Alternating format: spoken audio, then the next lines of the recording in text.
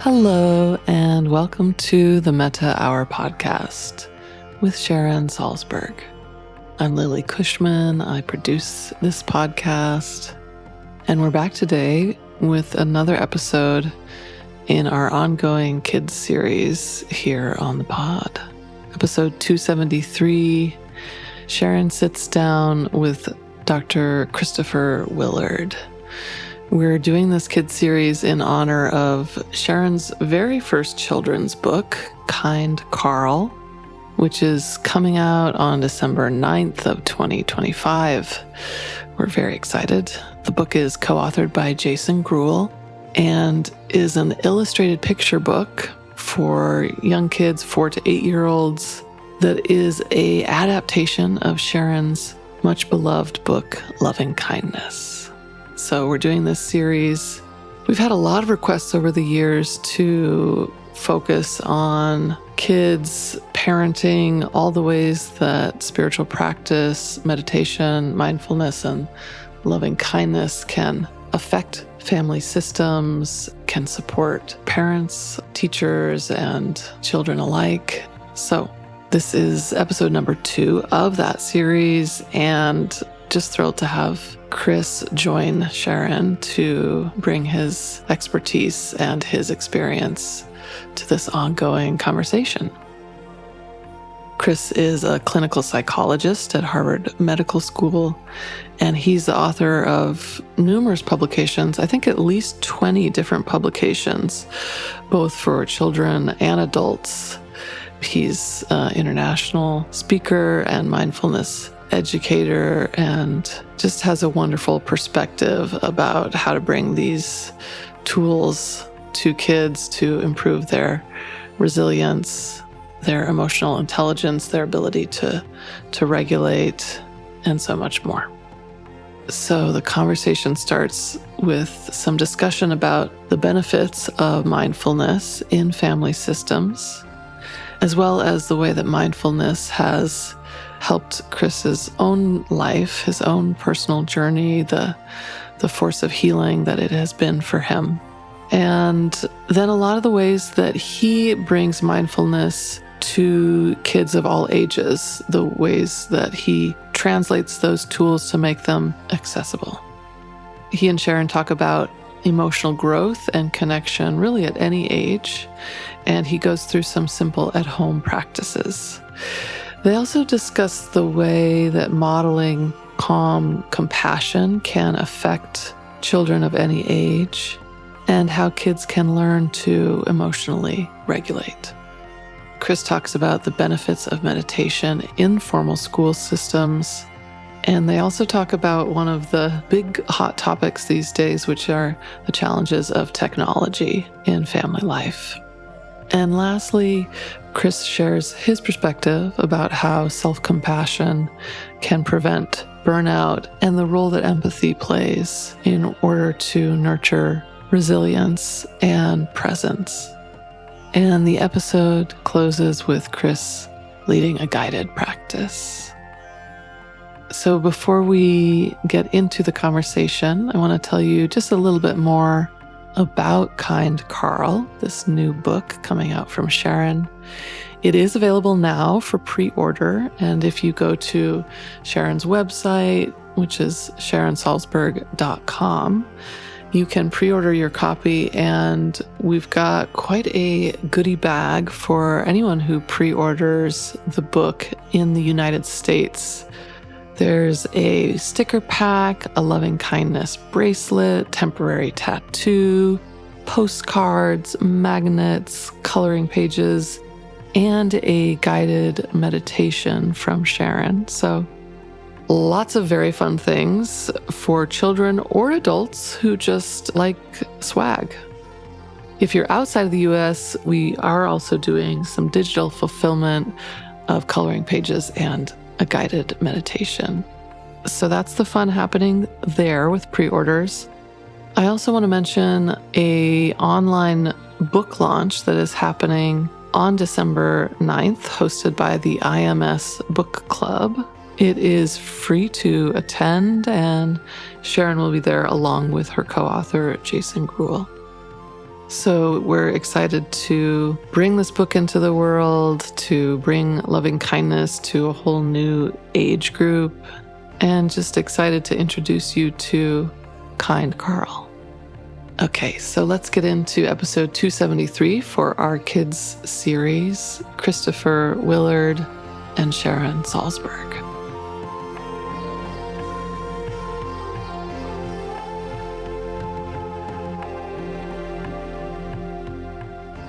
Hello, Chris, and welcome to the podcast. Thank you, Sharon. It's great to be here. Thanks for having me. It's great to be with you. Where are you recording from today?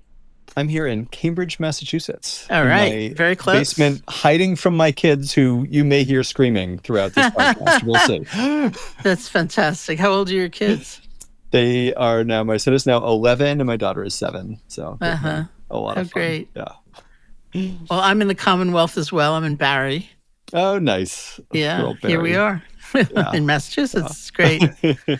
Yeah. I want to thank you so much for being here today. It's wonderful to have you as part of the kids series we're doing on the podcast. You have such a wonderful body of work in this area, and it's, the area is really new to me.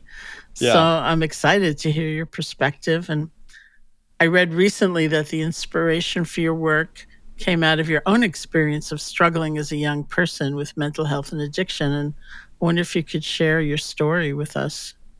Yeah, that's kind of my origin story. The kind of story I tell, the myth. It's, when I was a kid, my parents they were kind of hippy dippy, but they didn't really have that much interest in mindfulness particularly. But these experiences of like going to a camp and the counselor saying, we're going to go walk as silently as we can in the woods, and kind of realizing later when I was grown up, like, oh, that was sort of mindful walking. If you walk silently, you're focused on each footstep and not thinking about the past or the future. Or let's notice all the sounds we can hear in the silence of the forest, and that's kind of mindful listening. Or with my dad, I remember him saying, like, I have this magic trick. If you pick a cloud and you breathe at the cloud, you'll make the cloud like eventually disappear. And so these kinds of experiences that sort of planted the seeds of mindfulness. And maybe the counselors are just trying to get us, rowdy kids to settle down, shut up. But that sort of planted the seeds, and continue to be sort of some of my favorite practices actually are mindful walking quietly, are carefully listening to sounds in the silence, and just gazing at clouds. But then I grew up, I went off to college, had kind of bumpy time, depression, anxiety, stress, addiction, and took some time off to find myself, you might say, or I don't know what language is appropriate, but, get my shit together, you might say, depending.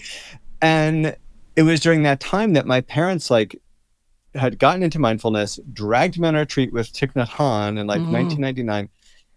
And it was suddenly, I felt a little calmer. I felt like less stormy in my mind. I felt kind of happy and a little more content for the first time. I felt connected. And Thich Nhat Hanh, like so much of that interbeing stuff, I was this sort of, kind of a mess, but also sort of self-righteous, like vegetarian, sort of like, I'm not going to buy Nikes. I'm not going to do this. And I was like, but I'm buying drugs that are destroying neighborhoods and contributing to violence in Colombia. And sort of the interbeing thought about that actually was really, in some ways, very powerful for me I need to really stop doing heroin, and I need to pull myself together. And things really transformed, and I went to rehab, and I've been sober now for a couple of decades, clean and sober. And mindfulness is being a big part of that path along the way, going on retreats or, trying to kind of, create sort of recovery meetings centered around mindfulness and Buddhism and Dharma and stuff like that. Some with success, some without, but always wanting to find these ways to share this with other people because it's been so helpful for me. And could I share this with young people? And that's kind of where I got started with sharing with young people.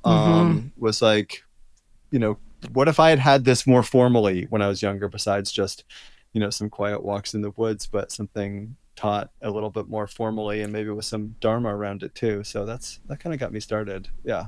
It's beautiful. I'm really just beautiful. And I love the idea of like planting the seeds of mindfulness and loving kindness. And I think there's something about, many years ago, like in the 80s, probably, we had a Burmese teacher, Sayadaw U Pandita, that we brought over here to Barrie to teach this retreat. And he said, you've got to teach a retreat for young people. Mm-hmm. And he was going to be the lead teacher. And I thought, well, that's going to be a disaster, because he's very, very strict and old-fashioned. And, and he'd say, like, don't take drugs. Drugs are bad. And I thought, these kids have taken every drug, like, there's got to be another way. But interestingly enough, and I can say more about that first retreat because it was really interesting. We couldn't get anybody except the kids of our friends, the parents made them come. Right. Now it's a whole other world, which we can talk about. But, and they loved him because they said, here's someone who walks his talk. Yes. Here's someone who lives what he, preaches. Yeah. He really believes it. And I was so surprised. Maybe I shouldn't have been, but that, I just thought, they're gonna think he's dogmatic. They're gonna think he doesn't understand them. But they really love that sense of integrity. Yeah, it's that authenticity. I think that consistency that's hopefully we see it in the monastic tradition. But I think young people just resonate with authenticity. Like they can, smell a bullshitter from a mile away, and kids with traumatic histories or attachment issues and neglect. Like they it's a matter of survival for them. But I think there's something developmentally, I think, for all kids that they can kind of tell those phony adults, whether it's Holden Caulfield or other kids having a hard time these days to kind of maybe it's a dated reference. I don't know. Trying to catch you in the rye, but yeah. Yeah. Well, no, I got it because I'm old. Right. So the inspiration for this series is the publication of my first children's book, which was co-authored with Jason Gruhl. It's called Kind Karl, A Little Crocodile with Big Feelings. I was recently recording Dan Harris's podcast as the guest, and he mistakenly called him an alligator. And I said, no, they're different, Dan. I said they have, I just learned this, of course, they have different snouts.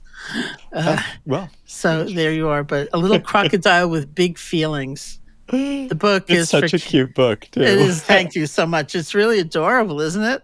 Yeah, it is. So the pictures are great. Jason is great. I've got a couple of one of his other books. Everything is connected, which is so cool. Talk about interbeing, but yeah. So the book is really for kids 4 to 8 years old. Shambhala Publications, which is putting it out, was my first publisher. They published my first book, Lovingkindness, and so that was their impetus for trying to bring a kind of loving kindness or loving kindness adjacent book for kids. So since it's meant for kids 4 to 8 years old, why don't we start by looking at that age? And later I want to ask you about your work with young adults as well. So how do you approach mindfulness for young children? Yeah, for a long time I felt like, that I went to, I sort of had these dreams. I want to be a mindfulness teacher, and but I was like, I don't have enough gravitas. There's these teachers that have so much good gravitas, and that's not who I am. And realizing maybe this mindfulness can be fun and can be a little silly and goofy. And then I just started to discover more and more teachers like you and other people just have phenomenal senses of humor. But that I think, how do we make it fun? It doesn't have to always be still. It doesn't have to always be silent. And I think we need to adapt it for kids and who they are and how they learn. And especially younger kids, they learn through play. We know that play is one of the best things we can have kids do to develop emotional intelligence and, conflict resolution and all that stuff and creativity. But play also can be this vehicle for learning. I remember stumbling across this study there's this guy named Lev Vygotsky, who's this old Soviet kind of cognitive development researcher. And he did this study where he was trying to get, I think it was 8-year-olds to stand still. And you can imagine how this went, right? He said, stand still, and of course, 5 minutes later, they're running around everywhere. And he calls them back in and he says, I want you to stand still for as long as you can, but this time, I want you to imagine that you're a knight guarding a castle, or maybe it was like a guard at a Soviet factory or something. But what happened was the kids could stand still for like 15 or 20 minutes. Wow. And so it's like you make it a game, you make it a little competition. It's like having the counselors say, when I was a kid, like, walk silently in the woods, walk like a ninja, like that's easier, or listen like a deer, listen like a rabbit that can hear really well. That's better than saying, oh, just listen to sounds. And so when we make things playful, then I think that's the language of childhood. And it's also the language of human beings. I mean, I think one of the first meditations I fell in love with was Jon Kabat-Zinn's mountain meditation, because it's this beautiful imagery. And I was trying to kind of cultivate some equanimity in a really challenging time in my life. But that kind of thing, or Thich Nhat Hanh's, like, breathing in, I see myself as the lake, and breathing out, I feel, still and reflective. Like that imagery works for adults, but it also works for kids, because it's wired into us somehow, I think. And I think play in particular then can just be the language of how we teach this to kids. And maybe sometimes it is just, okay, we're going to sit still and focus on our breath for 5 minutes. But maybe it's more fun to say, we're going to do 5 ninja breaths and see if you can breathe as silently as possible. Because if you try to breathe absolutely silently, it requires so much focus. And these then become sort of like the training wheels for a practice, or for focus or concentration, or leading up and into a mindfulness practice, is kind of how I see it. So that study always stuck with me as kind of how I think about making things playful, especially for the young ones. Yeah, that's wonderful. Like, I sometimes teach mostly for caregivers, who we can also talk about with these friends from the Holistic Life Foundation in Baltimore. And and they've renamed everything. Like, some yogic breath has become taco breath. And I think, what's taco breath? But it's kind of in that spirit. Yeah, absolutely. Yeah. And I wonder if you can speak about some of the benefits of starting practices like loving kindness or mindfulness when the brain is younger. Absolutely. I mean, I'm sure your listeners know kind of about, the fancy words like neuroplasticity and stuff like that. But kids are so open to learning. And when we can kind of provoke, cultivate some degree of curiosity, then they just kind of lock into this stuff. And so, again, what starts to happen to a young brain is we can actually set down these neural pathways at a young age of mindfulness is kind of built in. Compassion is kind of built in. And in some ways, when I think about kids and people are saying, oh, you're teaching kids mindfulness. And sometimes I think what I'm actually doing is not so much teaching them mindfulness as having them unlearn everything else, like unlearn the judgments, unlearn the cultural crap that gets sort of fed into them, unlearn the distractions of, phones and screens and stuff like that, and get them back to that kind of natural state. Mindfulness is innate to all of us in many ways, of curiosity and wonder. And those to me are elements of mindfulness. I got off the brain thing, but I think it's in some ways it's, helping them then, develop or maintain that natural mindful wonder and curiosity, helping them develop and maintain. You see these studies of like, 2-year-olds, infants are, become upset when they hear the other kids in their nursery crying, because they are then trying to get, the adult's attention to care for this other kid. And maybe if they cry louder. So compassion is natural in us. Wanting to help others is natural. Or like watching, I remember before I had my own kids, like taking a walk with my nephew. And we were at the beach, and we were coming back up from the beach. And I was like, hurry up. Sort of in my head, I was like, what is this kid doing? But he's like, picking up the rock and looking underneath it and touching the bark on the tree and then going backwards again. And I'm like, maybe this is just my practice today, is like being with this. This is better than sitting on my cushion. Like, this is in the real world, like with that open kind of beginner's mind. And so how do we keep that going, and keep those neural pathways open and developing that are naturally there, I think is a lot of the work. And then ideally we get more compassionate adults, we get more Yeah. mindful teenagers and adults. And I think that's sort of the way I think about approaching this. Yeah.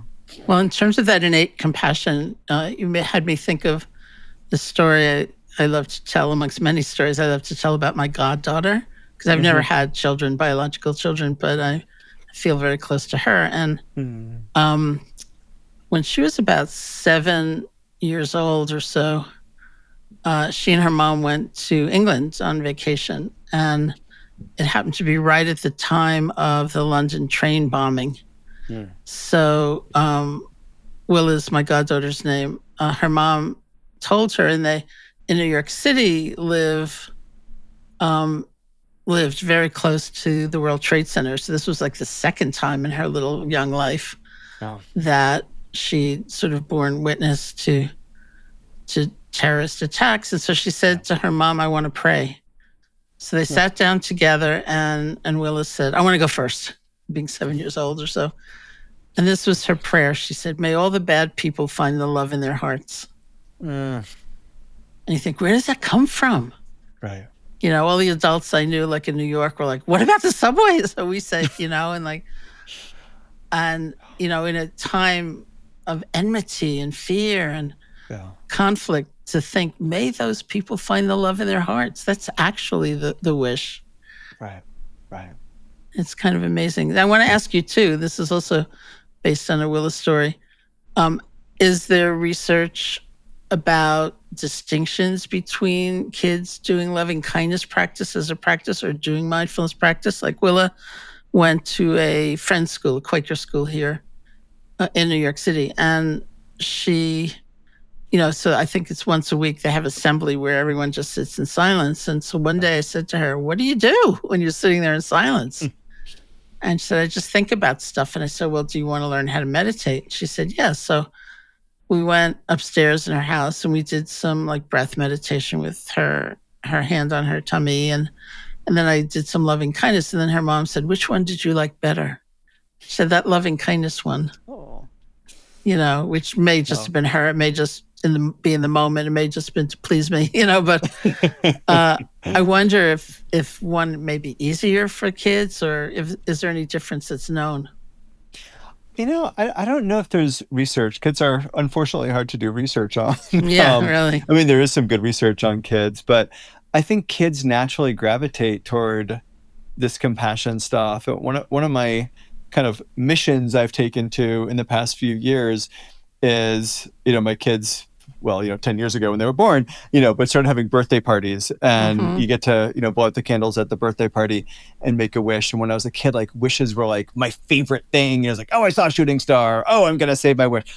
And I was like, and so I said to my son one birthday, I was like, "Tell you what, I got a new rule. Every time you get a wish, whether it's a shooting star or a wishbone or your birthday, you get 3, and you can have one for yourself, one for friends and family, and one for the whole world." And he was like, "Awesome, now I get 3 wishes." So this is my mission, is the new 3 wishes for kids or any of us that want to make a wish.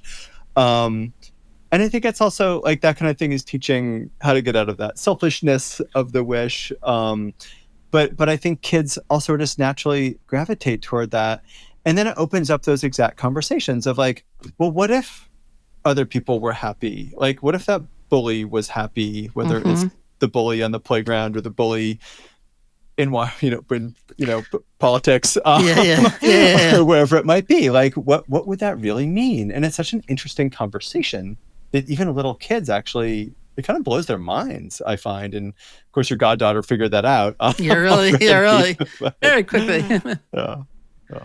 So, enough time has gone by since these tools were somewhat, and social emotional learning and the idea of emotional intelligence has gotten, somewhat more widespread. And so we've seen those kids grow up some, and, seeing the impact of skill sets when introduced to someone whose brain or body or emotional life hasn't yet fully developed. It's very interesting, Yeah.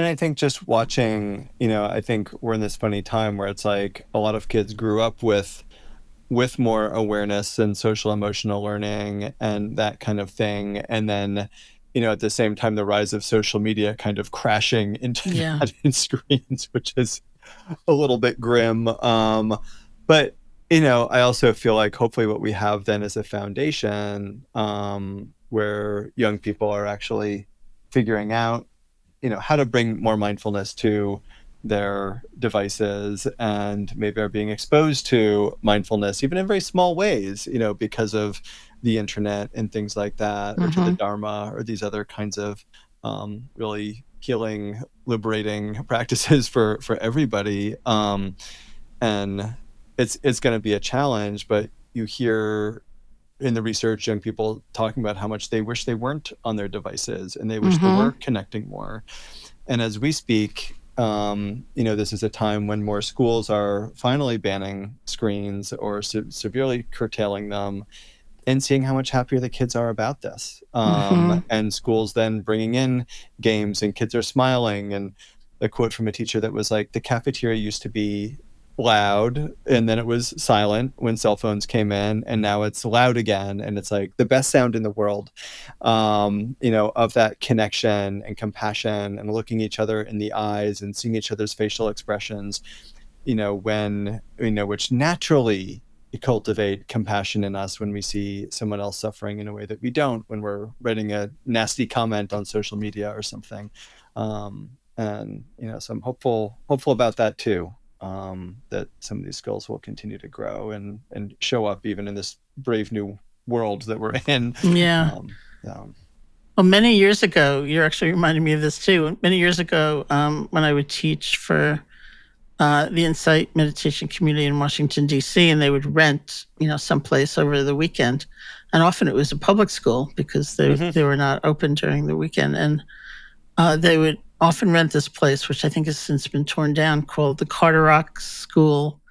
And in the hallways were these giant posters with the Carderock rules of kindness.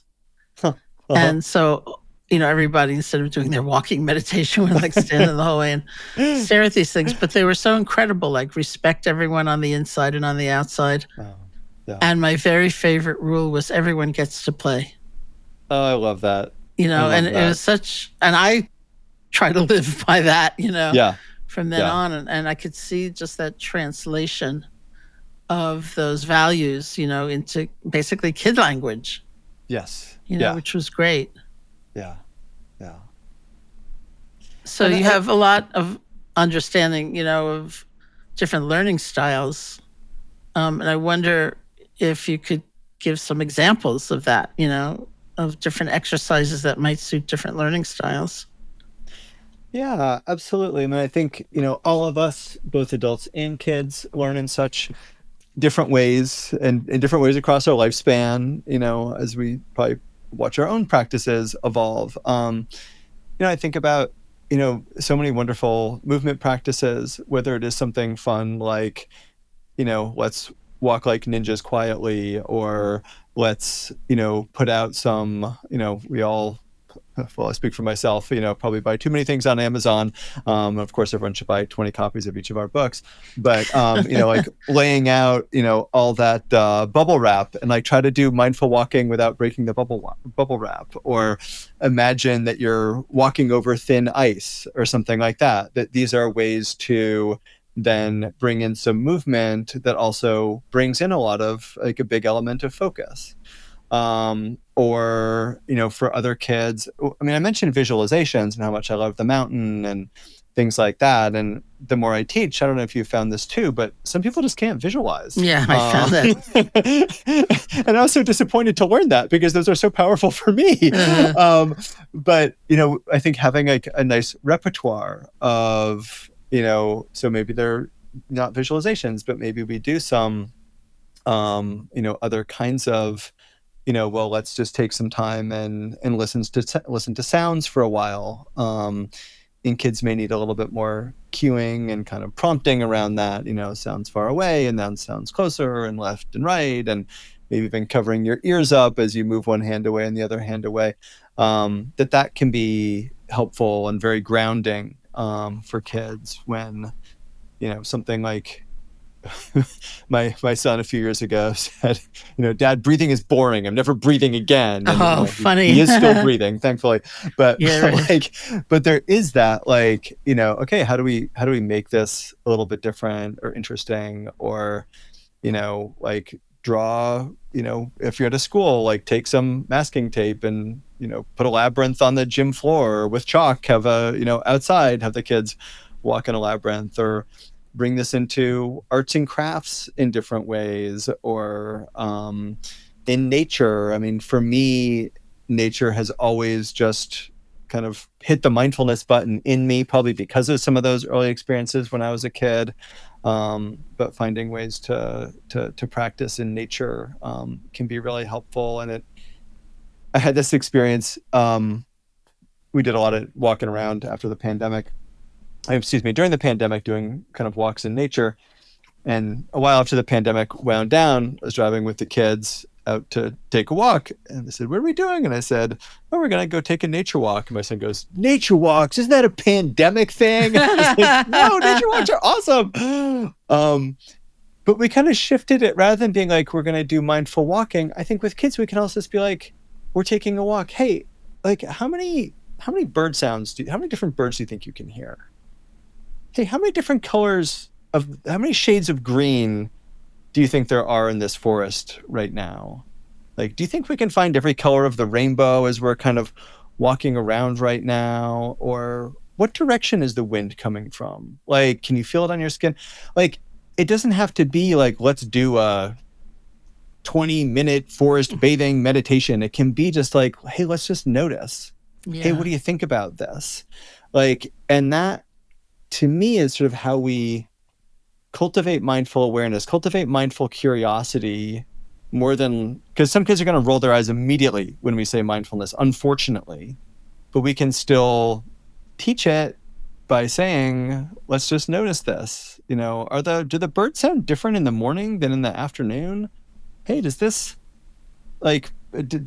part of the walk smell different? Does the meadow smell different than the forest? And does the forest smell different than the beach when we're walking? It just sort of promotes awareness in these ways. So I think, there are these different ways we can approach kids with different learning. And certainly, kids with anxiety may not be that interested in breathing because it makes them more anxious, or kids with trauma kind of doing a deeper body scan when they've had medical trauma, sexual trauma, physical trauma is probably going to be pretty scary place to start. So let's start with the edges of our body. Let's feel our feet. Let's, notice our surroundings. I think these are ways to think about adapting for different learning styles, or mental health challenges, or neurodiversities, or these different kinds of things. And I think, to me, I do a lot of work with adults too. And it's if you can work with kids, you can kind of work with adults. And I feel like I've also, I now can be more flexible when I'm working with adults, whether it's as a therapist or leading a retreat or workshop or whatever it might be. And so that's been, I think, just really fun about teaching kids, is it takes away my false gravitas and makes me have a sense of humor, and also makes me so much more flexible than I think I probably would have been otherwise too. And there's so many ways in which I think even kind of classical perspectives of wisdom can be brought alive, in not just the tools as you're describing, but in perspective taking. I was in Florida teaching once, and someone in the group was a school teacher, and she said, I'm part of a mindfulness program there, and that always amuses me because I am old enough to remember when, first of all, you'd never use the word mindfulness. And second of all, If you were a practitioner, you would never disclose it in a professional setting, because it was but, she said, I kind of run this mindfulness program in the school. And I said, well, give me an example of what you do. And she said, well, if a kid says, I can't do that, we teach them to add the word yet. Yeah. And I thought, I wouldn't define that as mindfulness in a, strictly classical scene, but isn't that interesting, not to have a self-identity as being stuck, to kind of get a sense of impermanence, of possibility. Yeah. All these things we would really like to have, Yeah. Yeah. Yeah. And it is, I mean, I think some of the kind of like what I refer to as like clinical mindfulness, that kind of thing, the yet, or I'm having the thought that such and such, like, I mean, I think of these sometimes, I think I don't know where I got this, but, refer to them as like mindfulness without meditation, almost. It's like this way of getting some distance from our thoughts, without necessarily doing it in a necessarily kind of meditative, contemplative way that can be really powerful too. And I think also can be kind of kid friendly and kind of fun, to show us that we can get a little bit of distance, and like the bumper sticker that you probably see around Barry and Cambridge says, don't believe everything you think, right? It's like, oh, it's so liberating to not believe everything I think. And when kids discover that, it's like, whoa, that's awesome. I don't have to believe my own thoughts. Maybe they're true, maybe they're not, but like, wow, that's a relief. Well, who also did that was Karl the crocodile. That's just what he did, right? Right. Yeah. I don't have any friends. Like, wait a minute, I have 3, Yeah, exactly. So do you have any suggestions for ways that families can create a home environment that supports emotional resilience and compassion? Yeah, I mean, I think there's a lot of ways. I mean, I think number one, it's how do we model it as parents? How do we model kindness? How do we model compassion? How do we model mindfulness? How much are we on our phones? How much are we distracted by work? How much are we regulating ourselves? How much are we yelling at other drivers? I was actually, a friend and I were trying to write a book that was sort of like about adults, about kindness for kids, but like the adults are all being total hypocrites while they're wearing like Be Kind t-shirts and tote bags and stuff like that, and they're yelling at other drivers. No one wants to publish it, unfortunately.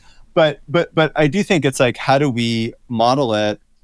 And then it's also finding, like, I wrote this book a while ago, and sort of looking at how do we cultivate kindness and compassion in kids. And it's even things like, when you read a picture book to a kid, just being like, how do you think that character's feeling? And when you do that, when kids are like 3, they're actually like more pro-social and helpful when they're 6. Like these little just things that we can do. When you ask kids to write first-person narratives of other people's perspectives, their empathy goes up. So it's like, writing is important and literature is important. And like, so, I mean, all these things that are kind of good old-fashioned stuff, right, actually really do make a difference. And, kind of inviting kids, not yelling at them like, well, how do you think she feels? But like, what do you think she feels? And rather than sort of forcing apologies, trying to, how can we fix this? How can we make this right? How can we make amends? Not just, kind of, throw out an apology to kind of end the conflict. Because I just remember my sister apologizing to my face, and then my parents would turn their back and she'd make a face at me. So like, how do we genuinely teach this stuff and share this stuff, and inviting kids into kind of acts of kindness and generosity? We, as a family, started on New Year's, we kind of make up, sort of, we want to give money away and invite the kids into that. And we like get out Monopoly money. We get out the Monopoly board. We get out a few $100s that we're going to give. And we say to the kids, how are we going to divide up this money? If we're going to give $500 this year, $1,000, whatever it is, and like, we really want to give some to animals. And we took a vacation last year, and, it seemed like people were poor in that place. Can we give to the food bank there? And can we, and like, so they're a part of the process.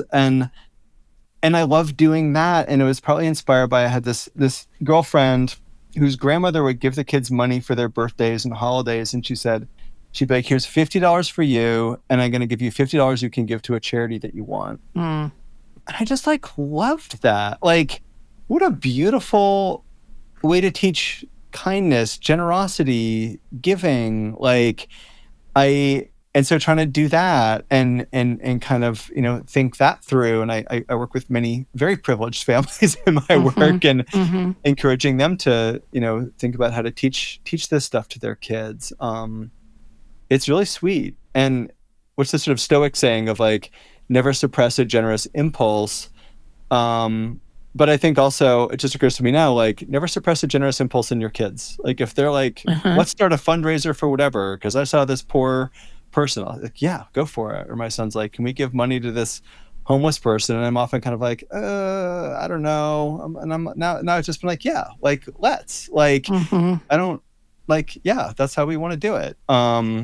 And yeah, so I think like these are some of the things that we do.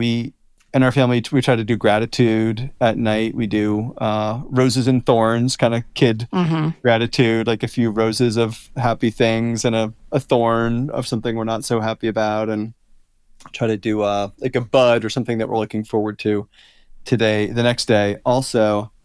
And my son, and I'm not going to say my son is perfect, but this is a great story about him. He recently, a few months ago, said, we should add a petunia.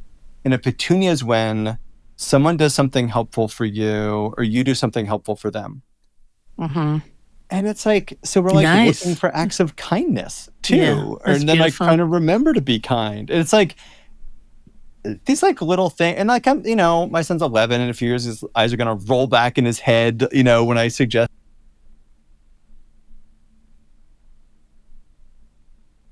Again, teenage years will come, but something got in there along the way, and so yeah. We will talk about teenage years, but first, can you explain to me what Alphabreaths are? Because I've never heard the term before. Oh yeah, I should send you a copy. So Daniel Retschaffen, and you might know him or know his parents. Both. He and I met, I don't know, 8 years ago, and he had kind of come up with these fun breaths, and I had just had a kid, and like was reading him a book, an Eric Karl book, kind of out your way, who wrote like Hungry Caterpillar and stuff like that. Where he's like, I can bang my chest like a gorilla, is what the book is about. And I was like, what if I made this a book and sort of, and some of Daniel's ideas, and we put it together, and it was like also an alphabet book, and like A is for the alligator breath, and you can kind of imagine, your listeners can imagine sort of pulling their arms out like an alligator snout or a crocodile snout, whichever, I suppose.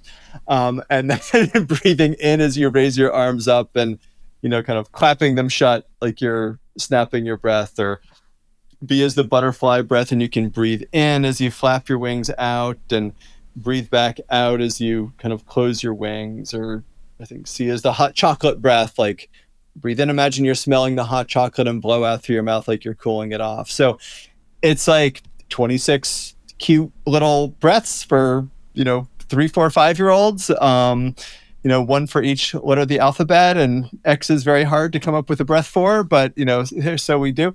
But that's basically the idea, and it's just been very fun. And we actually wrote a sequel a couple of years ago, and my son was very excited because he came up with a few of the different ideas for the sequel, Alphabreaths. Nice. And so it's been a really fun book to kind of get to create together with Daniel and get it out into the world, and share some breathing with little kids. And then I'll go to like classrooms, and kids will be like, here's my breath, I just made up the hare breath, or the octopus breath. And I'm like, I want another sequel with all these amazing ideas that kids have come up with. And it's just so fun, like watching kids just have a lot of fun with this stuff, and get to know that they're breathing. Because like what amazed me when I was working with little kids at first is I was like, so let's take a breath. Like, I don't know, what's a breath? Like, how do I know I'm breathing? Yeah.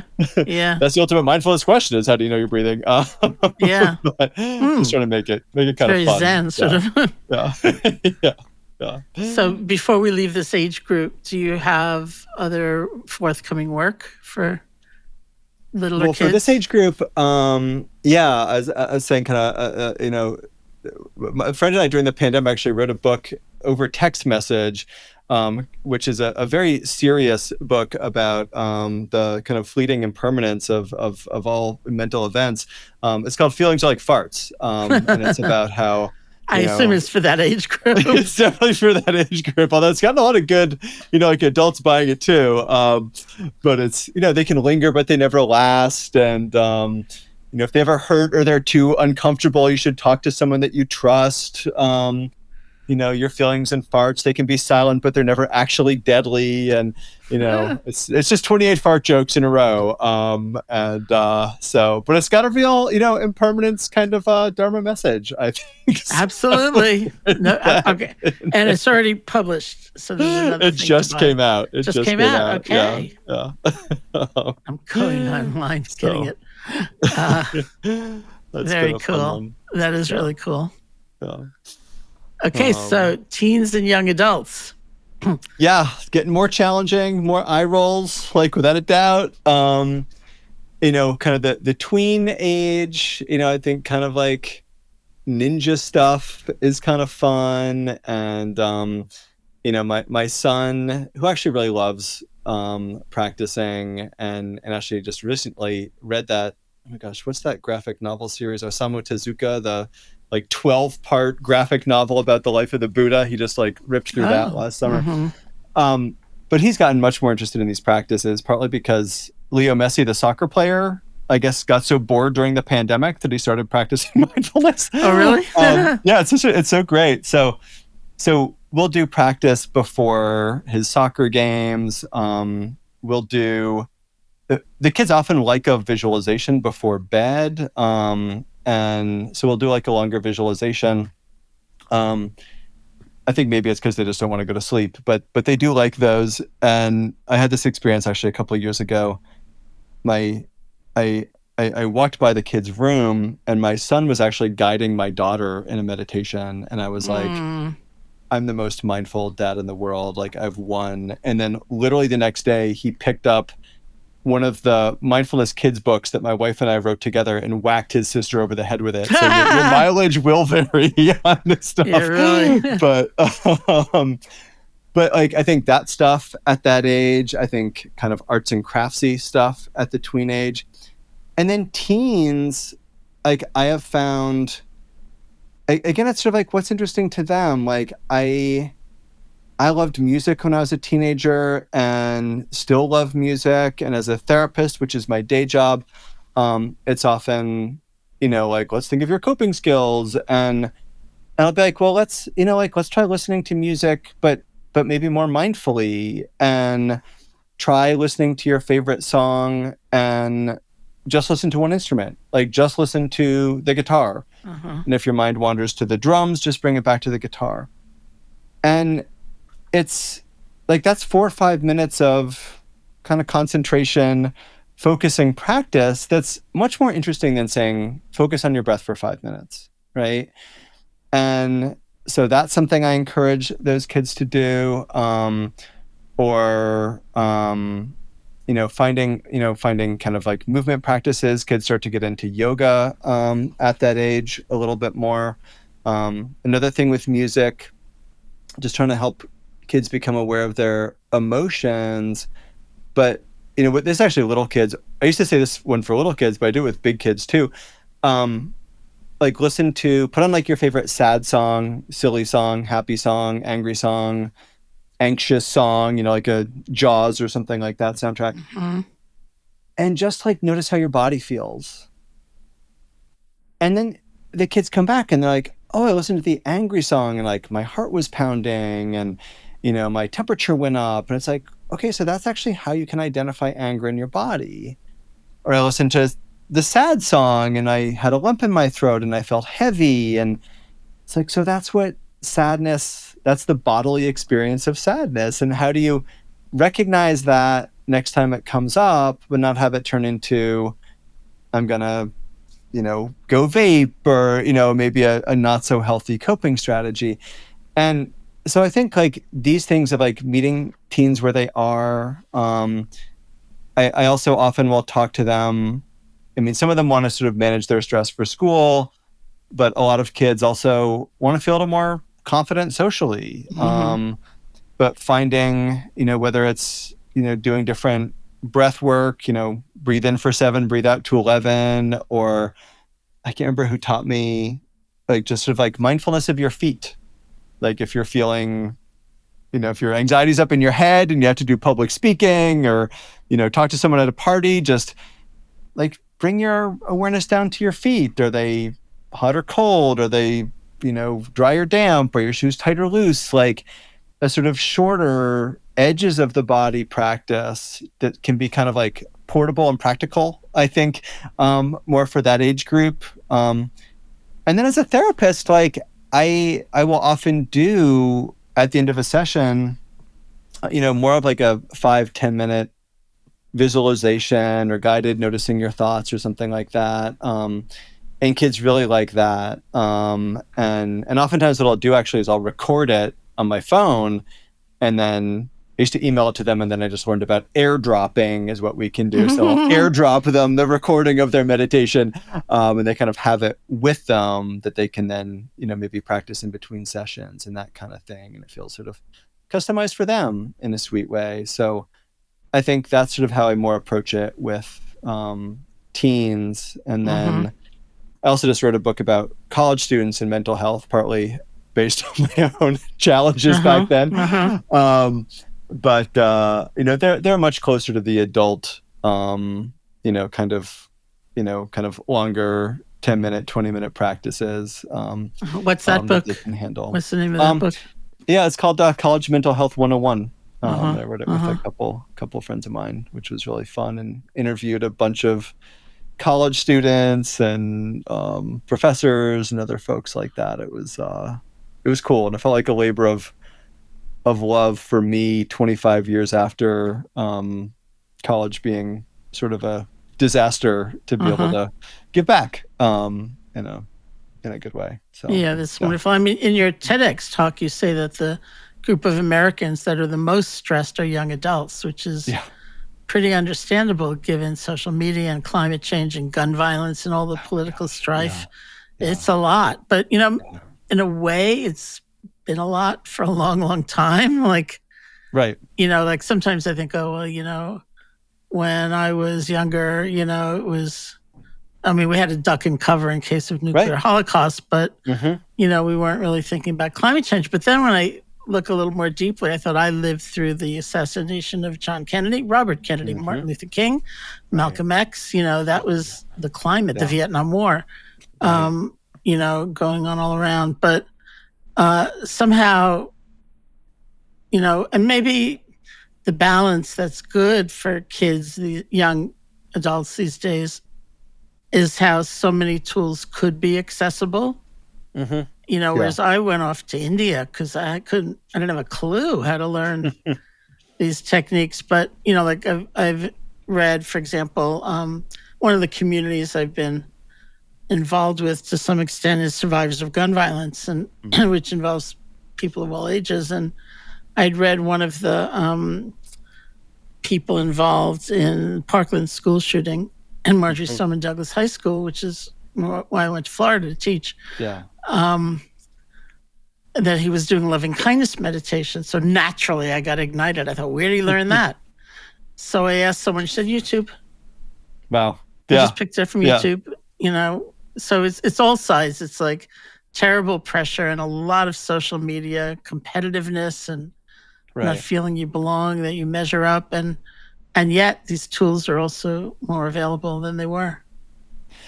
And that, I love that sort of like, I found it on YouTube. I feel like with social media, it's, what's the Zen saying? It's like, I'm blanking. What is it? Like your mind can be your greatest servant or your most terrible master or something like that. Like that's how I think of, iPhones and iPads and our screens. Like they should be our most, our most powerful servant, but instead they be our most terrible master. It's like, it's not good or bad, right? But it's what do we do with it? And one of the things with social media I encourage young people to do, I got this from my friend Ashley, who's from Florida, actually. But she teaches her clients to just like curate your social media. Like you've got some friends and you've got some influencers or whatever, but also put in the national parks, put in, the Louvre and some beautiful art museums, put in Sharon Salzberg, put in Jack Kornfield, put in inspiring people, as well as just the people that make you jealous or angry or terrified or whatever. Just like your, food diet, like have a healthy social media diet, and it'll then you, when you go on, you're not just feeling depressed or angry or hopeless, but you're getting a little loving kindness, you're getting a little. And I think folks like you who are putting out great stuff onto social media, I think that's hopefully rebalancing for a lot of people what social media ends up doing, too often, when people don't have like a well-rounded social media diet. And so that's something I try to remind young people to do also, because it is like, yeah. And as you said, it's always been a scary time, and yet it's scary in its own way. Yeah. Yeah. And yeah. I wonder if you could just, talk a little bit about self-compassion and the challenges that you might have in teaching self-compassion to a 17-year-old, which could be different than a 5-year-old. Yeah. It's a challenge. I actually, shared, a friend of mine said that, she was working with a client who was using some of my self-compassion stuff and like totally rolled her eyes and was like, okay, fine, it helped. And, I think, wanting to credit like Chris Germer and Kristen Neff for doing such amazing work and making it so accessible. And I think it's amazing. Like I was actually just at lunch with Chris last week, but about how it's kind of just entered the lexicon, this idea of self-compassion.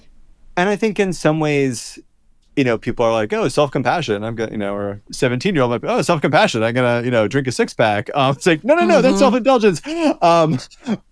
But I think there is this desire for self-care in a different way. And I think actually what's great about the fact that, that Chris and Kristen have created this program, and that many people have adapted to, including myself, but is that it kind of puts some bounds around, this is self-compassion, this is self-indulgence, this is self-compassion. On the other hand, we have, sort of self-denial, and, self-compassion is actually this middle path, as we talk about Dharma.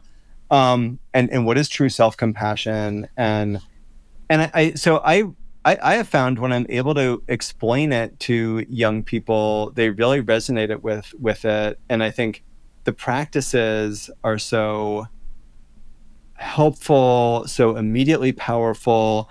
I know in my own life, I had 10 or so years of mindfulness practice on the cushion, and then started to learn some of the kind of more formal mindful self-compassion practices. And it was like, this isn't the right metaphor, but it was like pouring gasoline on the mindfulness fire. I don't know what, but it really was like, oh, things started to shift in really different ways for me when I started to practice that. And I could also, and so sharing that with young people, even if it's just like, give yourself a hug, like put a hand on your heart for a moment, think about the words that you would offer a friend, that maybe, what would it be like if you offered those words to yourself? And what would it be like if you believed those words you told yourself in a sort of thought experiment? And watching young folks really react to that. I think, there's challenges around trauma. One of the things that's been interesting to me recently too is young men and men in general lately, and how do we kind of brand mindfulness, and how do we brand compassion and brand self-compassion in a way that I think resonates with people in general, but I think particularly with men and young men, to be kinder to themselves without falling into self-indulgence, but to be easier and supportive on the with themselves. And I'm still working on that with myself, but also still working on that. How do we do that with young men? Because I feel like if we can cultivate young men who are more self-compassionate and more compassionate, kind of, and happier, as we started, I think that's going to be really important to figure out how to do too. Because I think it all ripples outwards, like the self-compassion ripples outward into compassion, toward other beings too. So I have found young people to be, in general, pretty responsive to self-compassion practices and just the idea of self-compassion, because they've been through a lot of shit. Like, they've been through school shootings, they've been through a pandemic, they've been through massive political instability, and that's just in our country. And then you look around the world, and they've got all that stuff all the time. Yeah. But in our society, like, some stuff that a lot of folks haven't, previous generations haven't experienced to quite the same degree that they have, and giving themselves a bit of a break in a way that also has integrity and is, challenging themselves and pushing themselves. It's not about, like, letting yourself off the hook. It's about holding yourself accountable too, and learning from mistakes. But I feel like the self-compassion message is really permeating society in some really beautiful ways. Yeah. That's great. And I want to talk a little bit about the role of caregivers in children's lives. I've been able to do work with caregivers either in their personal lives or professional lives.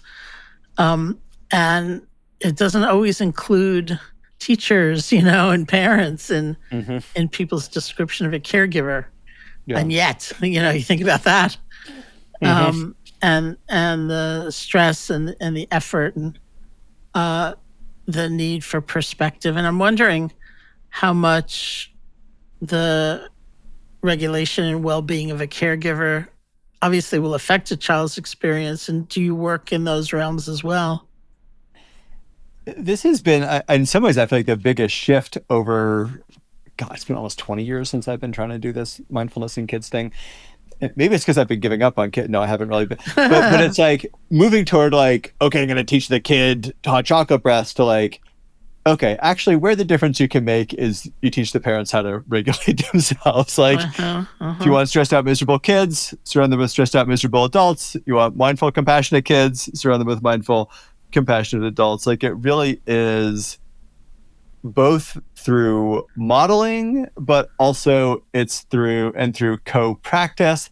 But it's also just, I'm sure you know some of this stuff, Sharon, but it's like, mindfulness is contagious. Compassion is contagious. Like, the research backs this up, but it's just like, when I come home pissed off about traffic, like, everyone's walking on eggshells, and that's no good. If I come home and I'm, listen to nice music in the car and took a few breaths before I go in the house, like, things are really different.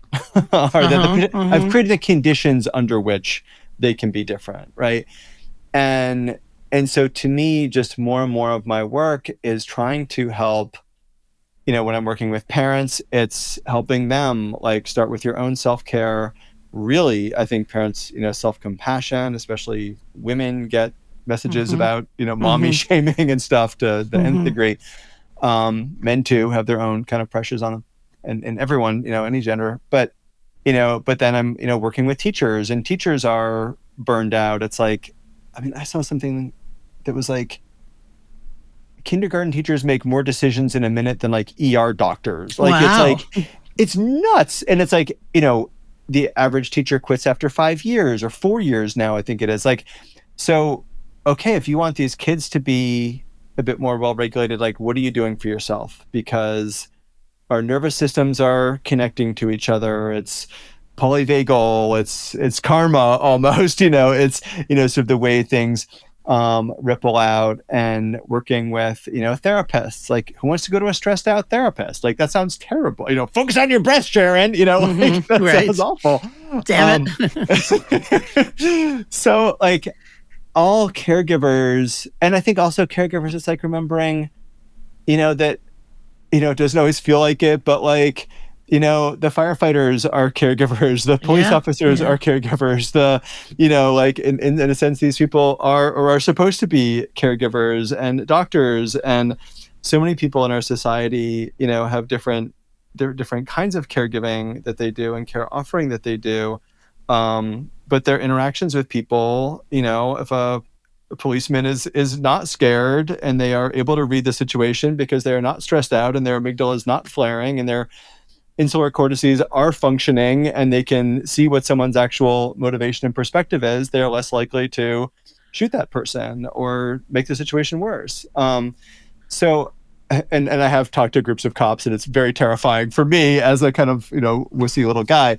But I do feel like, to me, more and more of the work I do has become working more directly with caregivers, in terms of helping them to kind of settle in this word that's sort of a buzzword lately, but is co-regulation, or emotional contagion. And how do we, it's easier to infect the kids with mindfulness or compassion than it is to try to force it upon them or kind of like push it on them.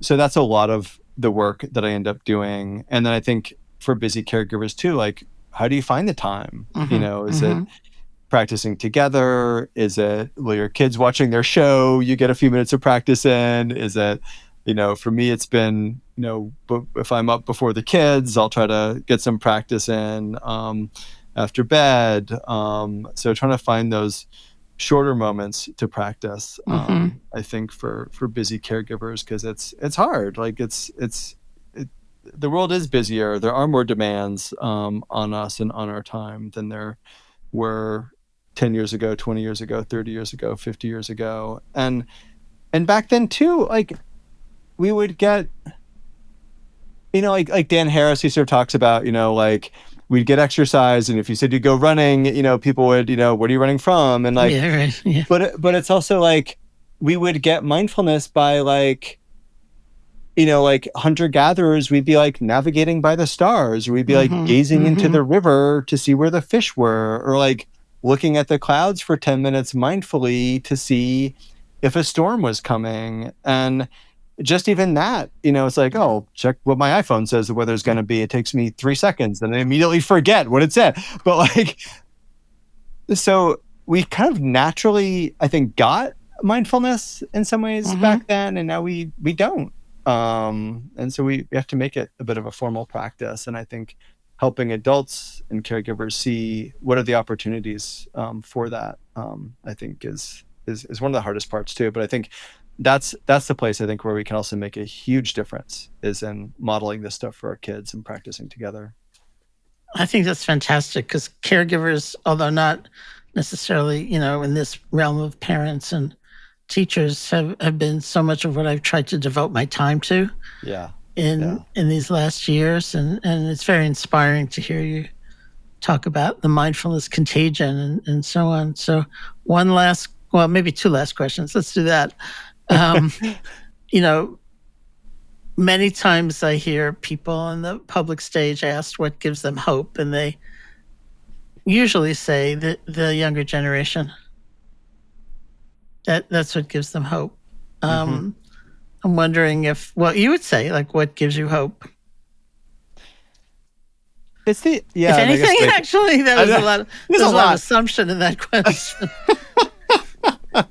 I do actually have a lot of hope, and it's not just this younger generation, it's the younger generations across time. It's like the 60s being all nuts, and like you and like Jack and Joseph going to India, and whatever the beatniks were 10 years before you all, and whatever the, kooky folks in California were doing before that, and whatever, people were trying to do, start utopian communities in the progressive era, and whatever, it's like, and it's bringing, it's how every generation, like every culture, takes the wisdom of the past, discovers what is so powerful, universally true about it across time and culture, and brings it into the next culture and brings it into the next generation.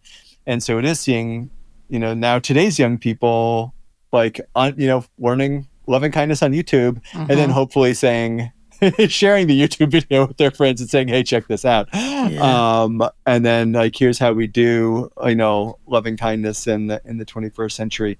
And that the way young people are so creative across time. And the other thing I love about my work is I get to travel a lot, and that's hard on my kids, but going across cultures. And I was in Turkey last week teaching mindfulness, and like, that they're bringing in like, well, this is how we think of mindfulness. And I'm like, here's how I think of mindfulness. And it's built on science, and it's also built on, these Eastern traditions. And, they're then in Istanbul, like at the sort of nexus of the world and history, and saying, well, here's how we think of it. And okay, so how are we all going to come together and make mindfulness better, and make, and make the Dharma more relevant, wherever we are in the world and whenever we are in history. And so it's young people, and it's new people, and it's new conversations, and letting things unfold, I guess, is what gives me a lot of hope too. Yeah. Beautiful. So then I just wanted to ask if there's anything else you're working on that you wanted to bring up. Yeah. Doing teaching. I just started working on a new book about communication. It's called The Neuroscience of Negotiation. And it's about not just negotiation in the business sense, but how do we negotiate our relationships? How do we negotiate other kinds of disagreements? It's everything keeps folding. I think I'm writing a new book, and then it's just all about mindfulness and self-compassion and empathy and emotional intelligence. But it's like the chapter, there's like 4 sections. One's how to listen, one's how to speak, one's how to agree, and one's how to disagree. And it's just all ends up being mindfulness and contemplative practice, even though it's a different topic. I'm like, when I'm saying this again, it just all keeps coming back to these beautiful practices. So I'm excited about that. And then doing more in like the kind of Dharma and recovery space, sort of like stuff that like Kevin Griffin has been doing and other amazing teachers. But I've been doing a few workshops on that, and that's also felt really true to my heart as someone in long-term sobriety and recovery, in a long-term Dharma. How do I bridge those and unite those? Has been a real honor and privilege for me to be able to do that too. So a lot of different stuff. It's great. That's really wonderful. Thank you. So thank you. Yeah, this has been great. It's great being with you. And to close out, I wonder if you could lead us in some kind of practice. Yeah. Why don't I lead us in my favorite practice, which is kind of a variation on, when I was a kid and they said, we're going to listen like deer, we're going to listen like rabbits in the forest, and see what sounds we can hear. And so be careful if you're driving, and, maybe move one headphone out or turn off the noise canceling on your headphones if you're listening. But we can just start by finding that comfortable posture for ourselves.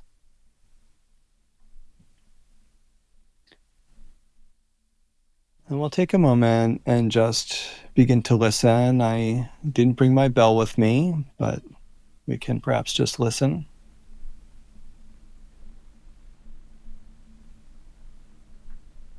So maybe seeing what is the farthest sound that you can hear.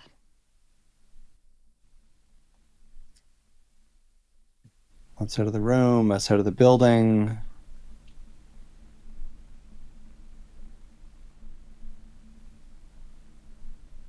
Cars or birds or wind outside.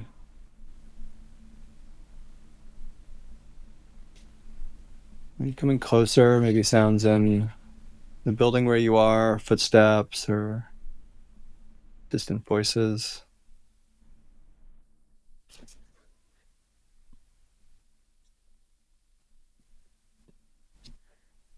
And a little closer still, sounds inside the room.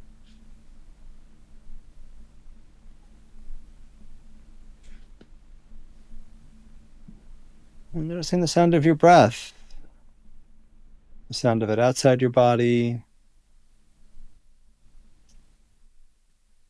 sound of it inside your body.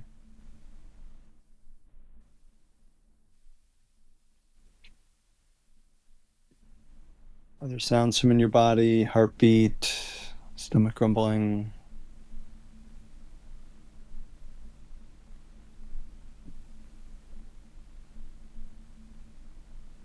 Maybe even the sound of your own thoughts, if that's a thing.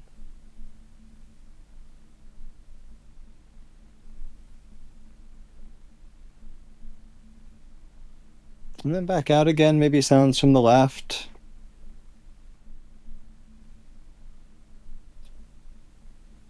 Sounds from the right.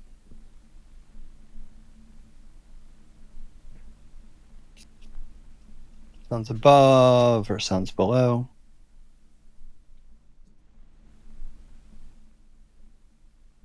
Sounds in front or behind.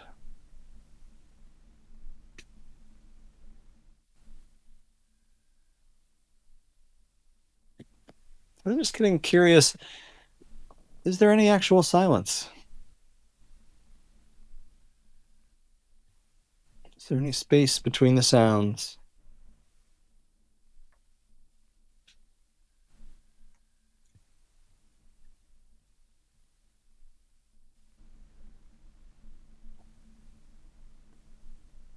And then allowing your eyes to open or raise your eyes and just bringing your awareness to the rest of your senses, checking in.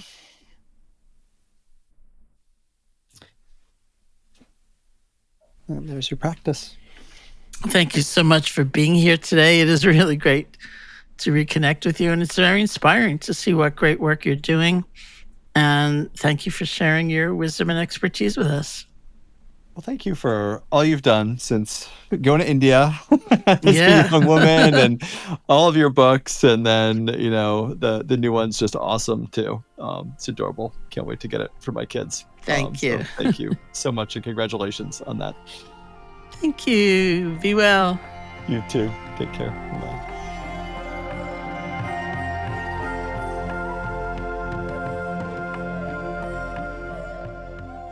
Hey folks, thanks so much for listening.